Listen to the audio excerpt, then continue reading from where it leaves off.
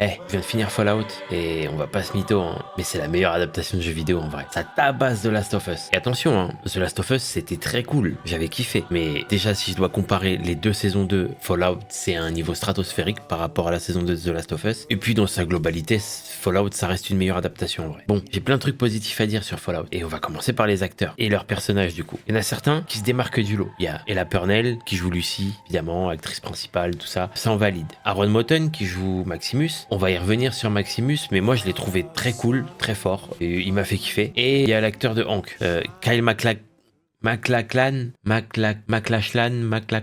bref. Hank, du coup, en vrai, ces trois-là, ils sont tous très forts. Vraiment, ils portent la série. Mais il y en a un qui se démarque. Et en vrai, si vous avez vu la série, vous savez tous de quoi je vais parler, de qui je vais parler. C'est Walton Goggins qui joue la Ghoul. Vraiment exceptionnel. Franchement, il a un charisme de fou furieux. Chaque scène, c'est de Laura Farming en fait. Ça rend fou.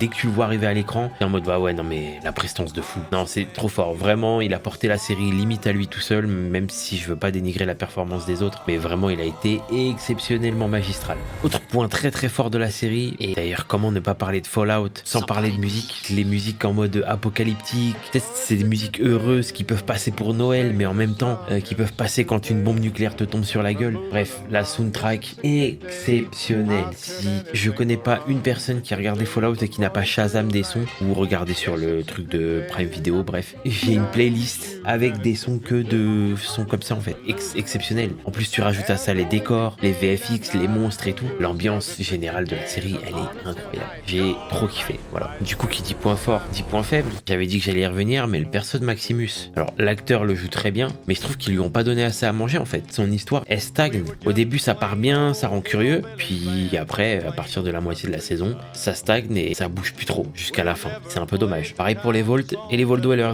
On sent que ça fait très side stories pour construire la saison 3, mais il y a pas mal de choses qui font un peu remplissage quand même, on va pas se mentir. Les histoires peuvent être cool, et je trouve ça un peu dommage. Mais bon, en vrai, ça reste la meilleure adaptation de jeu vidéo à ce jour. En vrai de vrai, c'est un gros 17,5 sur 20. Vraiment, je peux pas mettre moins. C'était trop bien, j'attendais les épisodes chaque semaine. D'ailleurs, j'en parle au début aussi, mais si vous avez pas vu The Last of Us, ça se défend très bien en adaptation de jeu vidéo, et vraiment, valeur sûre, allez voir. Maintenant, moi, je veux votre avis là, hein, c'est le moment d'aller dans les commentaires, tout ça. Il y a la série God of War qui arrive, sur Prime Video aussi d'ailleurs. Est-ce que c'est pas un gros concurrent pour Fallout en termes de meilleure adaptation de jeu vidéo, je veux dire. Moi je pense. Moi je pense que ça va être incroyable. Voilà. Donc, venez, on en débat dans les commentaires, je suis curieux d'avoir votre avis.